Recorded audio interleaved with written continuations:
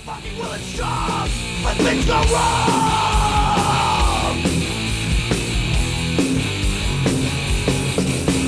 Something's always messed up and puts you on the ground. Hit me with the words you've got plans to be around.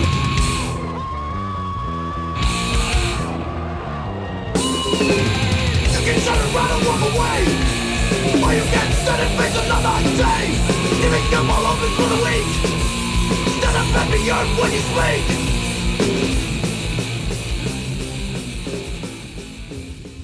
Alright, welcome back to Ground Zero Salem, to the Quarantine Chronicles series, where I'm going to be talking about death metal, because I don't talk about it enough. But yeah, this was kind of inspired by Marty's video series about influential records with different genres, and I thought instead of talking about influential death metal records in general, I talk about the ones that I was really into as a kid, the ones that kind of sent me off, the last ones I was listening to before I went on a big hiatus of not paying attention to the underground very much for quite a while. That was my last video. Into this current series, where this one I'm going to talk about all the records that I discovered when I started getting back into the genre, which was my late 20s or so. I am 42 years young now, so feels like yesterday, because it was right after I moved back to Boston from Syracuse. And what was I doing in the meantime, and what was I listening to, you may ask, or not? Well, I was mostly into hardcore. I played in a lot of hardcore bands. I was really involved in that scene. My tastes kind of lean more towards like the 80s hardcore, raw, fast stuff, some crust, some power violence. In the beginning of the 2000s, there was sort of a rebirth of like fast hardcore, which I still maintain that fast early 80s style hardcore is like some of the best music ever. And there were all these bands like Tear It Up, Nine Shocks Terror, Black Sheep Squadron, many others, labels like No Way and Grave Mistake, and tons of other labels kind of churning out this really like neck-breakingly fast hardcore stuff. So that was exciting to me, because a lot of the music that was going on in the 90s for that particular scene was a little bit more slow and metallic, and only slightly metallic. The metalcore thing was sort of taking off, and I was really into bands like Bloodlet, Damnation AD. When it started getting a little bit more fashion-oriented and kind of at the gatesy metalcore stuff started up, I kind of turned tail and ran, was not into it. Kind of maintained a love for grind throughout that time in the early 2000s or so, but I got kind of burnt out on it for a while. And I just kind of dove headfirst into hardcore music, all that faster stuff that was going on. Deranged Records was another one I was trying to think of, putting out that kind of stuff. There were bands and such like that were sort of adjacent to it, like Fucked Up, who were more like a Black Flag, oi kind of band when they started, and just kind of turned into a weird indie rock band on Matador later. There was a lot of like garage rock stuff blowing up at the time that I was sort of kind of paid attention to. This band VD, I think from Detroit, that I liked a lot. There's a bunch of other stuff. Clorox Girls, you know, there was a lot of interesting stuff going on in DIY punk. So I kind of just dove headfirst into that. When I moved back to Boston, there's always been a strong punk scene here. So there was stuff going on with bands like Social Circle, The Conversions, Positive Reinforcement. There was a big like basement scene, and if you pay attention to hardcore, or if you listen to any podcasts like Axe to Grind, you'll know that there's different, just like metal, there's different subdivisions in hardcore music. There's like bands that play primarily basements, and then there's bigger bands that play like big rooms, and I was kind of into everything, much like I am with a lot of stuff. Try to keep an open mind. I like the basement bands, but I also like bands like Trapped Under Ice that were like kind of a harder metallic band. At a certain point in the mid to late 2000s, I started listening to more stuff like Marauder again, and harder like NYHC stuff. Throughout all this, I maintained all the classics that I loved from when I was a kid in metal. I never let go of Terrorizer or the Morrisound metal era, like Napalm Death stuff. I still loved all that stuff. I still listened to Brutal Truth. I still listened to, of course, like Sepultura and Carcass.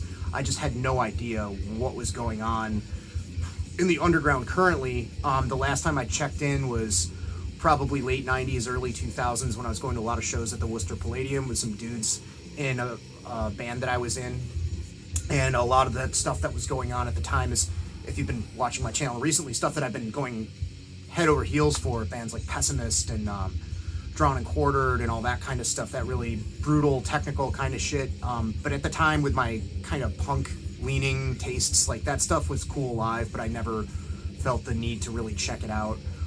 For a little bit, in the early 2000s, around the time I was going to, like, the Hellfests and stuff, some kind of hardcore-leaning grind was getting popular, like Circle of Dead Children. I like that stuff okay, but it was only dipping my toe in here and there is what I'm kind of meandering around and coming to, is my point. Sometime in 2006 or 2007, I wasn't aware that there was, like, raw death metal and raw thrash that was, like, a little bit more basic, a little bit more DIY in spirit, I guess, for lack of a better term, until I went to my friend's record store, which is no longer around. It's called Regeneration Records in Allston, Mass. They used to have shows too, and they carried just a handful of Nuclear War Now releases. And I picked up a couple records. I hadn't heard of that label before. Same thing with Hell's Headbangers. They put out the Satanic Threat 7-inch, which was a project, I believe, involving a couple of Nunslaughter members, involving Jim Kanya, R.I.P. That was like, it's a great record. It's kind of like a joke record, novelty record, where they're ripping off Uniform Choice and Minor Threat, and it's like great posi-core with satanic lyrics. Awesome. So that was my introduction, appropriately enough, to Hell's Headbangers. So, you know, I went on the internet, looked up these labels, started kind of looking at the Nuclear War Now board, started seeing all these cool records, and I got that this sort of vibe about death metal and thrash and stuff that made me fall in love with it when I was a teenager. I was like, oh, okay, this isn't like overwhelmingly technical or highbrow shit. This is like the shit I loved when I was a kid, back when I was reading Sounds of Death and stuff. And at that point, for one reason or another, I was getting a little bit like burnt on hardcore, just the involvement in it. Just because the lyrics are revolutionary or social or something doesn't mean you're gonna have a total paradigm shift away from what sucks about society. You know, no matter what you get involved in, if it's a large social scene, you're still gonna be involved in some weird high school shit, and I was just getting a little tired of it. Plus the music, like 3-chord fast hardcore, I still love it. I still listen to it. There's been a lot of people reinventing it lately and adding different things to it. In the past couple of years, it's gotten me interested again. But at the time, for many reasons, personal and just taste-wise, I was burning out on hardcore music. I still played in bands. I played in a grind band called Mechanable, and the drummer, Mike, was a great lunatic of a drummer, amazing drummer, and he was really into metal, so he kind of involved me in some like of his tastes and recommending stuff. I started getting more into Doom, back into Doom first, for whatever reason. I started discovering like Pagan Altar, who had just had their stuff unearthed, you know, checking out various Scott Weinrich side projects, figuring out who Reverend Bizarre were and all that kind of stuff. So Doom was kind of the beginning of me leaning back into it, and then slowly kind of like trying to reacquire some more obscure bands from the Grind Crusher comp, I think, was my next step, like getting the Filthy Christians LP. And then I just kind of dove first into death metal. Around that time that I was rediscovering stuff, checking out bands that I read about in Sounds of Death, that I read that magazine cover to cover, every issue I could get my hands on when I was a kid. Same thing with Metal Maniacs. So I read about and knew about all these bands, but when I was a kid with like I think I had a grocery store job at the very end of my tenure with death metal, and like allowance before that, I couldn't get my hands on every CD that I could. So I knew about all these bands, but as a grown-ass man and an adult with a little bit of disposable income, I started repurchasing and rediscovering. I mean, a lot of the time I was downloading stuff from Soulseek, but I made it a point to start collecting, at the time exclusively on vinyl, but then I was just kind of like, you know what, CDs are fine too. I'm not one of those people. I decided eventually, but I was a vinyl snob in the beginning. I started picking up all this kind of essential stuff and stuff that I missed. A big thing that was instrumental as far as death metal goes was this book on Swedish death metal by Daniel Eckeroth. Covers a lot of stuff. I mean, probably be impossible to cover everything, but as far as the Swedish death metal scene, I mean, there's not much he misses in this. It's a great read. It's a great resource. It's like an encyclopedia of all the tiny demo bands. As a companion to it, this 3 CD compilation came out. I don't think this is available anymore. It might be even expensive now, I'm not sure. But I mean, it's got all the heavy hitters, but it's also got a lot of obscure bands that have kind of gotten more and more well known over the years. But everything from Uncanny to Mephisto, Obscurity, Carbonized, Grave. I mean, this was like almost going back to the Pusshead of best of the 80s hardcore list. This was like a checklist of like full lengths and demos that I wanted to at least hear, if not acquire physically. Cryptic Caballeros. So for a long time, and I'll talk about this on my next update, the bands that were kind of mimicking or emulating this style I got into around the same time. A lot of stuff on Detest Records and a few other labels. But up until now, I think outside of Entombed, of course, Unleashed, and Entombed, Unleashed, and of course Dismember. I hadn't even heard Grave yet, or at least hadn't owned anything by them and was really intimate with anything they'd recorded. So that was one of the first things I picked up. This is one of those 2-on-1 deals with Into the Grave debut and The Tremendous Pain demo tracks, Century Media. You know, it was great to hear a darker take on that Swedish buzzsaw sound that was a little bit more deep and plunging, you know. I had the self-titled Asphyx record. That would have been one that I talked about last update, the self-titled Asphyx where Martin Van Drunen left. I had that. That was one of the things that, I mean, as I was getting out of death metal, it didn't really hold me there. You know, I still need to revisit that record. I remember it being kind of meandering. But then I heard about the first 2 Asphyx records, and Last One on Earth is probably my favorite over the rack. It's tough to pick, but the sort of doomy element, that really, really heavy thing that Asphyx has going on is great. I'm not going to talk about too many of these in depth because at this point, they're kind of like entry-level releases, but this is all stuff that I was only like vaguely familiar with. At least I knew the names and everything, and I knew the bands are important, but musically I wasn't that well versed in it. And I do this to myself often. I forgot to mention what we're listening to. This came out last year. Great Greek band that kind of fits in with all this stuff as far as that great 90s heaviness. Great riffs. Good important thing there is the riff quality. Drowned in Gangrenous Blood. Yeah. They share members with Ectoplasma, who are also awesome. So, moving on. I was familiar with Incantation as a kid. I wasn't a super fan. I had a dub of Onward to Golgotha that my friend Matt made me. Couldn't wrap my head around it. A lot of that, like there were some songs on the Corporate Death Comp that I liked, and some other stuff that I heard here and there. It wasn't until my palate had matured, I guess, a little bit, well into me being almost 30, 28, 29, that I re-listened to Onward, and I really appreciated the atmosphere of it, and how it just felt off, like it felt like it wasn't being played by human beings. There's something really eldritch about it, you know, if you want to use your H.P. Lovecraft adjectives.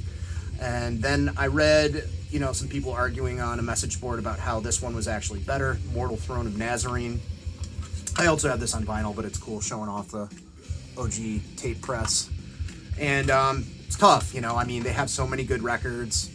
There's still much that I have to explore, their catalog, but this did knock me on my fucking ass the first time I heard it, you know. And also, if you consider that old adage of how you have your whole career to write your first record and then like 6 months to a year to write your next or whatever. I'm not sure what the timeline is exactly, how long this came out after Mortal Throne. This came out in 94.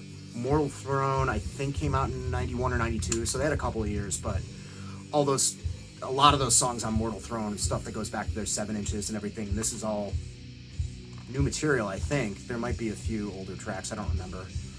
Not heavily researched there, but just the overall vibe of this record is fucking sick. It's great.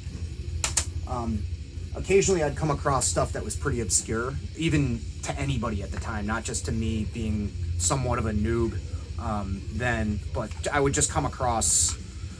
In this instance, I think somebody on the Nuclear War Now board was selling new old stock of this tape. This is Diabolic Possession.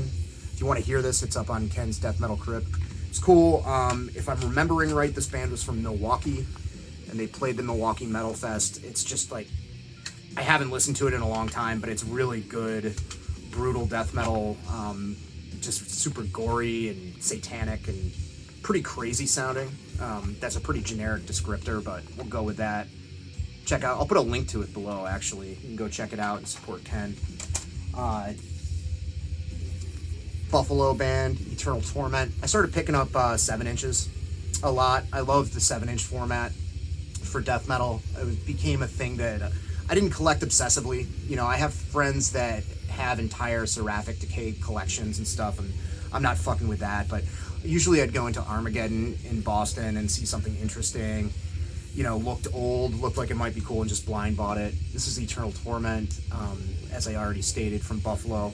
Only 2 songs. They have another 7-inch with only 2 songs, so I guess 2 singles. They also have a demo, and it's just great Buffalo death metal. You know, if you like early Cannibal Corpse and Baphomet, it's a little bit more intense than either of those almost. Well, that's saying a lot with early Cannibal Corpse, but it does remind me of Baphomet quite a bit, but it's a little bit faster and punchier.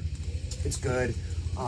Cheating a little bit because this band's technically a thrash band, but they're mentioned in that Swedish death metal book, and they're definitely death metal adjacent, I guess. Very extreme thrash. Anyhow, this is Suffer.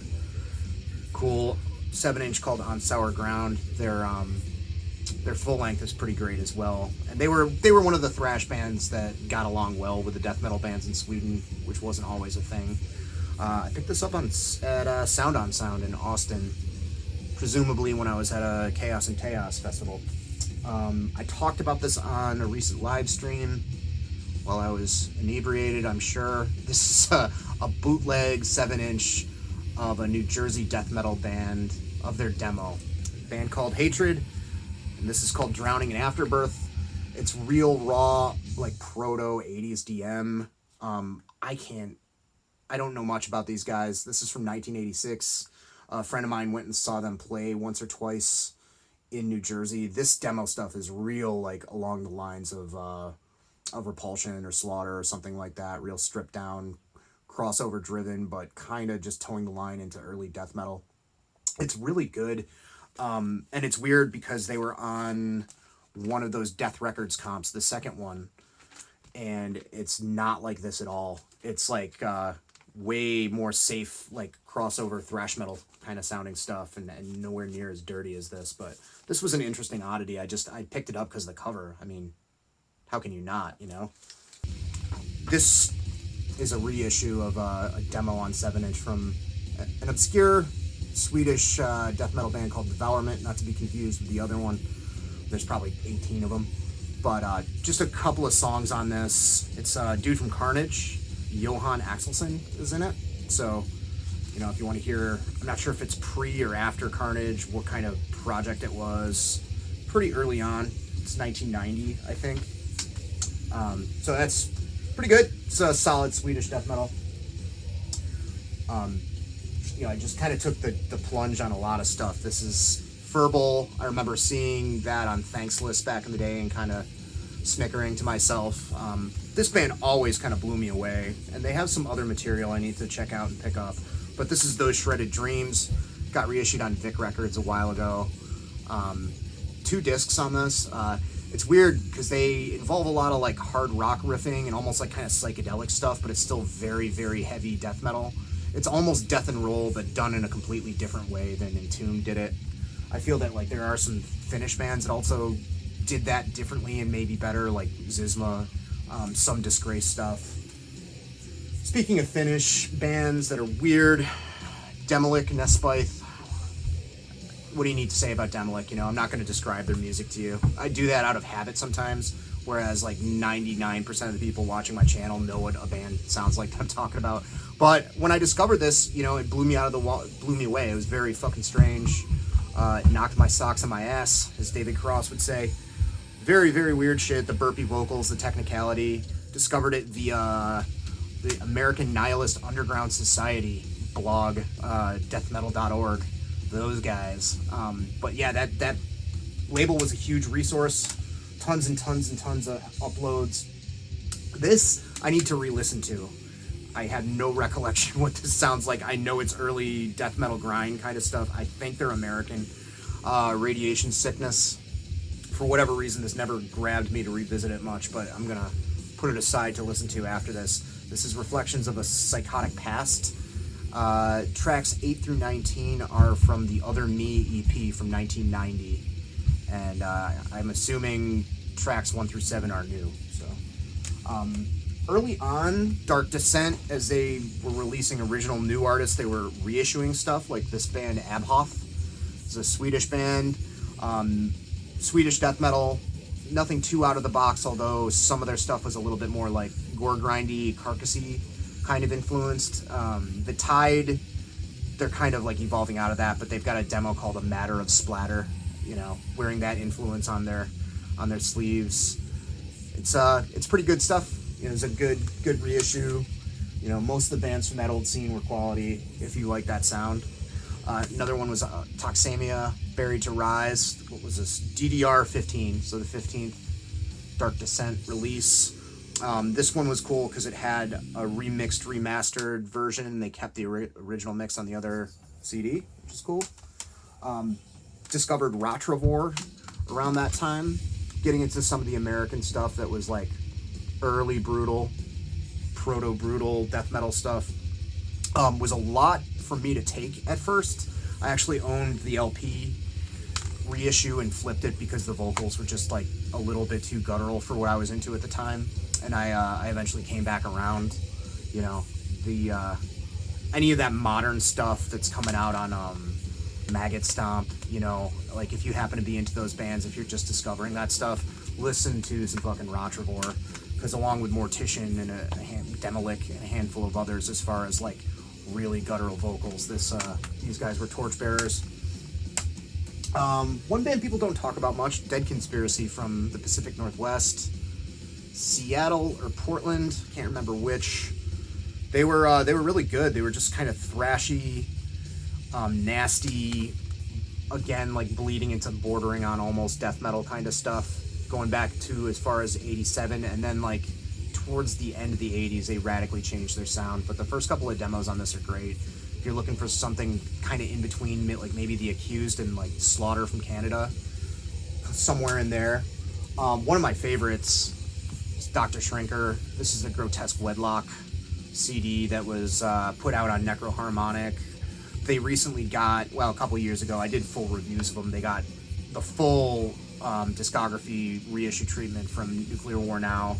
Really quality LPs. This is a cool little discography that includes most of their stuff, but one band that never made it past the demo status until they reformed years and years later, Milwaukee band, real interesting dudes, very cool interviews, you know, lots of open-minded musicality going into their style. They were big into Frank Zappa and mind expansion through psychedelics, and that definitely shows, especially on their demo, the Eponym, which is just a 2-song recording, but probably the best thing they did.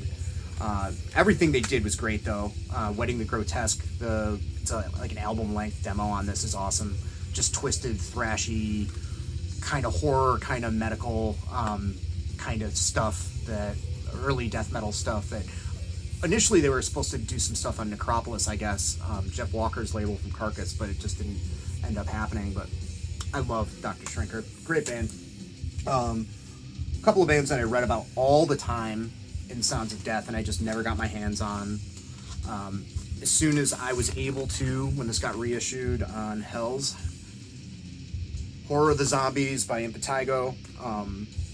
Going back to my old band, my old crust band in the late 90s, hanging out with the metalheads in my band and their metalhead friends. They talked a lot about this band and how like simplistic they were and how gory, and I just remember reading about them a ton in magazines. So I mean, I had to pick this up as soon as I was getting back into this stuff. I work for the Street Cleaners, just a ripper, you know.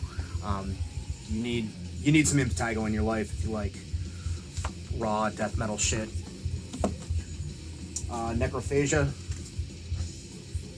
Season of the Dead. This is an OG press, a new renaissance. Love this band. I feel like I had this on tape when I was a kid and completely didn't get it because it was so falling apart and kind of sloppy, and that's definitely what's great about it, you know. Just the fog drenched kind of atmosphere of this is awesome. It's not shocking that a lot of like OG Norwegian black metal dudes like this, just because it's got such a spooky fucking vibe to it. That's a great fucking record. And I explored a lot of their catalog past that as well, like after Killjoy reformed the band, and I like that stuff too. Emulation, Here and After. So, like I talked about my last update, I liked the first record. It was cool. Dawn of Possession. I enjoyed it. When I discovered this, I bought this on cassette, which sadly I flipped at some point. I wish I hadn't. When I picked this up on cassette, I had a shitty Oldsmobile Cutlass Sierra. I was going back to school. I was in community college, and I just had it on auto reverse and just let it play all the time. It was amazing. There's so much stuff coming out now that's like kind of discordant and weird and angular, and people try to get this like other dimensional quality to their death metal, and I think that kind of kicked off with Portal. Maybe it was going on a little bit before. A lot of that stuff, it lacks musicality to me. There's nothing that really pulls me in. I think Immolation, along with Morbid Angel, of course, like helped kind of pioneer that, where it sounds like death metal being played through a dimensional rift, and it's just so fucking perfect. Nailed to Gold, Burn with Jesus, those first two songs, Away from God. It's just such an amazing album, Here and After. This is a Metal Blade reissue. It comes on some kind of colored vinyl. Came fucking beat up. Whatever, I don't care. Printed her sleeve there. Yeah, gray. Cool paintings on it. Still my favorite to this day. Incredibly solid band, though. Like Incantation, like they don't have a bad record. It was an interesting time for getting into all this stuff and being kind of a vinyl snob at the time, because a lot of this stuff hadn't been repressed yet, so I was spending a lot of money, but I was also kind of tracking down weird foreign pressings that were cheaper. It was a lot cheaper at the time. We're talking 2008, 2009, 2010, to order stuff from Discogs from other countries. This is on Final Holocaust Records, which I don't know where that's from. Somewhere in Eastern Europe. My favorite Autopsy record. A lot of people's favorite Autopsy record. Mental Funeral. I almost kind of want to get a repress of this because the copy of this is a little on the beat up side. It was very dirty when I bought it, and I managed to clean it up pretty good. But yeah, it's, Autopsy kind of expanding more into doomy territory, as you probably know. In the Grip of Winter. That's the riff, man. That is the fucking riff. Slaughter. Strapato. This is a Fringe Diabolic Force pressing. This stuff was my entryway from fast hardcore and punk. Kind of conditioning my ears, callousing up the hammer and stapies, if you will. Get into a little bit more heavy, growly kind of shit. This stuff's a lot more punk-based than something like Immolation, obviously. I'd heard about these guys for years. Actually, before really diving back into underground metal, I was listening to these guys a bunch, maybe a few years before, because they're so punk-sounding and so fun, and this record's so short. It's like 23 minutes. I love this band. Jason Hook, talked about this before. You're looking for death metal, entry-level death metal to get into from a punk perspective. Check out Slaughter for sure. Another one, obviously, was Nihilist, and I knew the whole deal with Nihilist since I was a kid, how it was the pre-Entombed band, and it had the guy from Johnny Headland from Unleashed, and they split off, and that whole thing, but I didn't own anything. I think I had downloads throughout the 2000s, but I originally had a Century Media 7-inch box set of like each demo was on a 7-inch, and that was pretty cool. But for one thing, it showed up with the 7 inches being slightly warped. One of them didn't play right. And another thing was that it was just a pain in the ass to play each demo. I know that's how they were released, but it's better to just listen to the whole LP all the way through, in my humble opinion. So I flipped that, and eventually I saw this. This is a Southern Lord reissue of all the demos, Carnal Leftovers. It also, this is cool.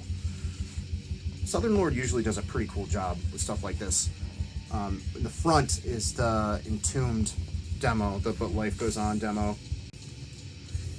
Comes on a cool bronze there. It's nice. This whole package is really cool. And I love this, you know, and some days I reach for it before I reach for Left Hand Path. Some days I don't. That whole thing with their sound being very influenced by Carcass, Repulsion, Autopsy, and their native areas, like kind of hardcore, D-beat, kind of rhythmic influences kind of popping into it. I loved all that thrown together. And this is kind of a crown jewel, if you will. The Crypt started reissuing stuff 2008, 2009, something like that. Mostly really fancy box sets at first, and then Ted kind of expanded into just like single LPs and eventually CDs and stuff. But I liked what I heard on the Swedish death metal comp, and I decided to pick up the Crypt of Kerberos box set. And so it's World of Myths LP, and then all their demos on a double LP. It's massive tome. This is the demos. Gatefold, fucking gorgeous. This is one of the rare cases where the original cover art was kind of meh, and I like the Redux cover art better. You got your boy Cthulhu right there. This did come with a really nice, huge poster of this that I think I still have somewhere, but it's not in the box anymore. I had it hanging up at several places I lived at before I moved in here. But yeah, the World of Myths, this is also the same artist that did all that cool artwork on the first couple of Bolt Thrower records. Not In Battle There Is No Law, but War Master and Realm of Chaos. That really, really great, like, pen and ink fantasy art that's super detailed. I can't remember the artist's name off the top of my head right now. But World of Myths is like leaps and bounds ahead of the sound on the demos. The demos are really cool. They're very dark and very murky and bassy and low and slow. Like, for Swedish death metal, they almost kind of seem like they should be Finnish death metal. Not to be a total fucking dork and split hairs, but they sound more Finnish. World of Myths is like a lot more melodic. You know, it's not mellow death as such, but it has, like, certainly more bright melodic parts than your average Swedish death metal, like a Dismember or bands like that lean into melody a bit. They lean into melody a bit more. It's just a good, like, really unique, catchy record. I recommend it to everybody if you haven't heard it. And that's about it. 35 minutes, not bad. So next it'll probably be a shorter one next. I'm going to talk about the newer stuff at the time that I was listening to, the birth of old school death metal, because we're not sick of that term in 2020 at all, are we? But it's kind of actually funny to think that people have been, you know, honoring the old guard and playing music in that style for 12 years now, and people are still kind of talking about it like it's a new thing to do. Whatever, a lot of turnover, a lot of young people. We need young people. It's fine. Yeah, I'll talk to you guys later in the week. Have a good one. Bye.